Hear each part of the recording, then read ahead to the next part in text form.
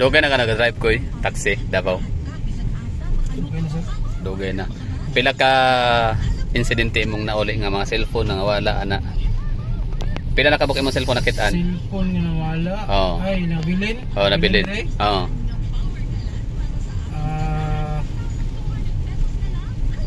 Namayap sir eh. Mga pulo ana. O nya human, paano nila nakuha ko sab? Ilang gitawagan? Ikaw ang nanawag. Nay kay isa nga nabantayan ako kung nabantayan ako nga ilaha, nabalik na ko dito dito niya.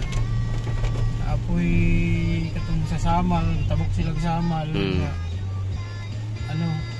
Kay kuan bagid to dugay nakita ang cellphone sa likod kay nga kuan sa gilid bro. So paano nila nakuha ko sa bang cellphone? Kuan sila tawag. Sige tawag. Tawag oh. Matog na tubag nimo. Nya napoy usay nga di man gud ka pagkabulupod sa pagtawag kay usay nakalock di ba no? Oh, nakalock. Wala tragik kag nay matawag. Pwede man mo siya kuan siya basta isa nakalock, pwede man mo siya itubagon basta sila tawag kanila lang po. Nya napoy pasahero nga pag ang nimpuli nakakitag cellphone. Nalingkuran ba kanina dia? Oo. Gani butan butong pasahero ato. Mao po na ko aron akong kaon ng cellphone. Ano ka? Ano sa mana? Nawala po ang cellphone bali pag naog pagkuan. Bali ang cellphone ilang nakitaan. Bali sila nakapulis sa mga ba taxi. Auto no nanawag ko nya. Wala na ilabot ang driver ato. Wala ka bulong driver. Sila rin nakapunit. Kani wala ko ni lagi kuan pud sa driver, ni lagi. Sila lagi punit yun. Tama ra mo to. Ano? Ila tong gipunit dili intention nga ilang kwaon. Nagpaabot sa kanay mo tawag mo tanawag man ko. Dila ko sa inasal. Okay ra. Gapo na tag yes, janti pod bata. So yun no, ang cellphone na naiwan ay cellphone ng mga bata lang you know. Although di naman na bata, 18 years old si Janti. So yun, ang galing lang kasi first time ko to na experience na mawalan. Hindi ko man personal cellphone, hindi ko baga na experience ko lang siya kasi parte ng pamilya no, pamangkin ko yung nawalan ng cellphone. So sabi ko, tanggapin na lang natin na wala na yon. So next time around, wag na lang talagang burara, wag na lang talagang pakampante. Ibig sabihin burara no kasi negligence ng bata yon na yung cellphone niya ay maiwan. So estudyante ang may-ari nito. Sabi ko sige lang, tanggapin na lang natin, wala na yon no. Move on. Ngayon, sinubukan pa rin natin tawagan, buti na lang at tumawag no, nag-call back sila. Tinawagan nila ulit. So yun, kumain sila sa mga inasal. So shout out kay ma'am, maraming thank you no. So hindi na natin siya videohan pero asan banda si ma'am? Tingnan natin kung pwede ba natin siyang i-zoom in. Ayun no. Yan. Yan. Yung may bald, yung may kalbo. So sa likod nun sila. So ma'am, maraming thank you ha sa nakapulot nito. Siyempre di naman alam ni ma'am na nagba-vlog tayo no, content creator. So yun lang. So dito sa Davao, anong point natin sa video na to? Anong aral, anong leksyon?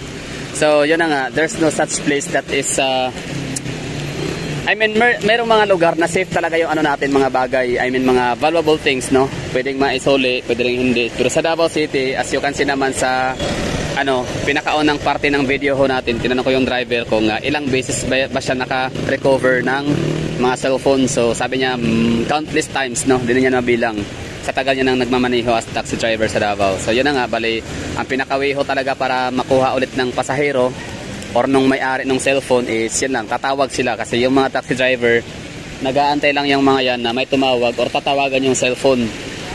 Yung cellphone kasi di naman nila alam yung password, di ba? Kasi ang cellphone ngayon lahat ng mga Android phones naka-secured na yan may mga password na yan. So ibig sabihin hindi nila ma-access yung cellphone, hindi nila mabubuksan. So ibig sabihin kailangan tayo yung mag-effort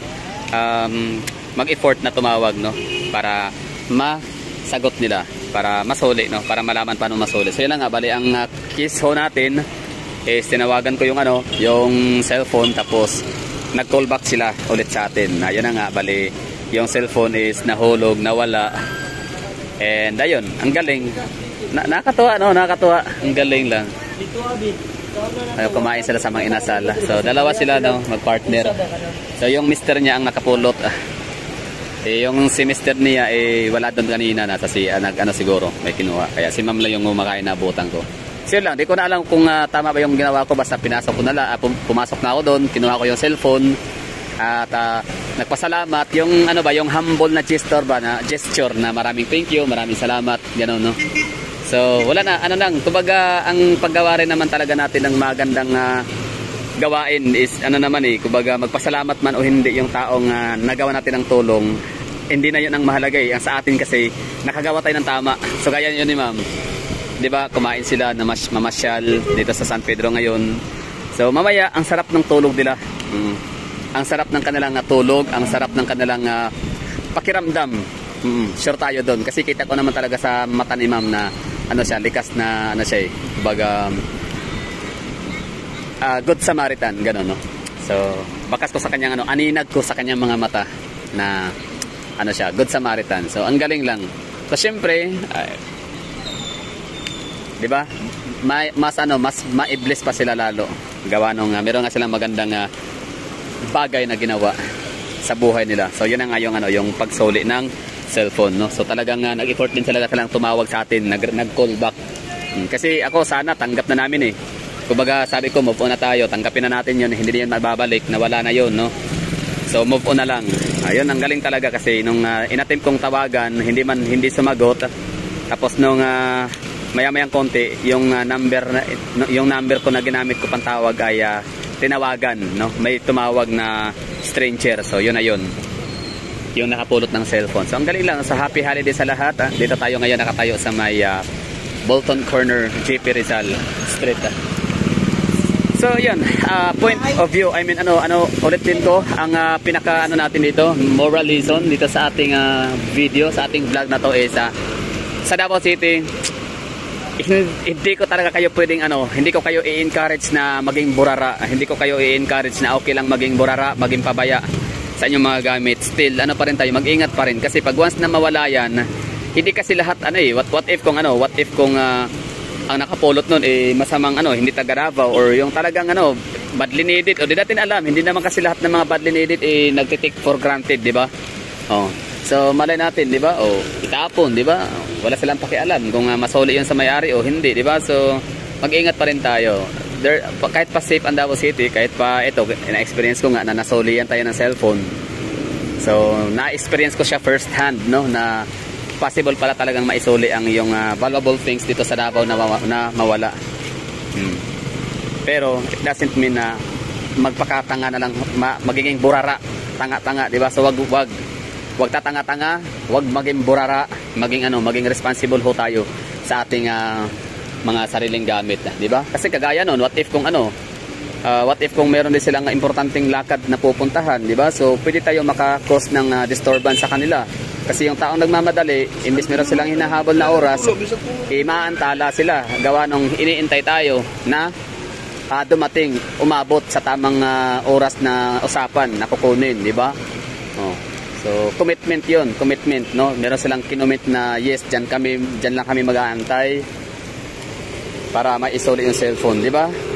So, be vigilant, be responsible sa ating mga personal belongings. Lalo na kung ito napaka-valuable naman. So, maraming thank you. Basta yun lang. Safe ang Davao City, yes indeed.